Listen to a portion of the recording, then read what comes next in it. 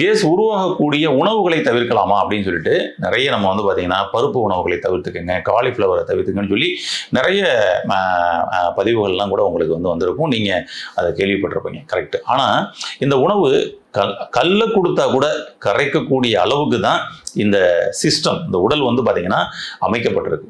அதனால நம்ம எந்த உணவை அவாய்ட் பண்ணலாம் அப்படின்னு சொல்லிட்டு நம்ம ஒரு காலத்துல பார்த்துக்கிட்டு இருந்தோம்.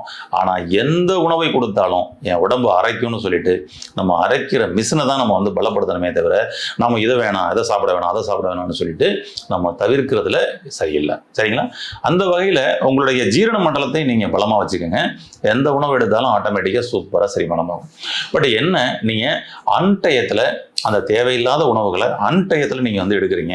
அப்போ நீங்கள் அதுக்கு செரிமானம் பண்ணுறதுக்கான வேலையே கொடுக்காம சாப்பிட்டுட்டு அப்படியே போய் படுத்துடுறீங்க அப்படின்னம்னா அப்போ தான் பார்த்தீங்கன்னா உங்களுக்கு அந்த உணவுனால உங்களுக்கு டிஸ்டர்பன்ஸ் ஏற்படும். அதனால் எந்த உணவை எடுத்தாலும் உங்களுடைய ஜீரண மண்டலமானது செரிமானம் ஆகணும்னா சாப்பிட்டதுக்கு அப்புறம் உங்களுக்கு ஆக்சன்ஸ் இருக்கணும்.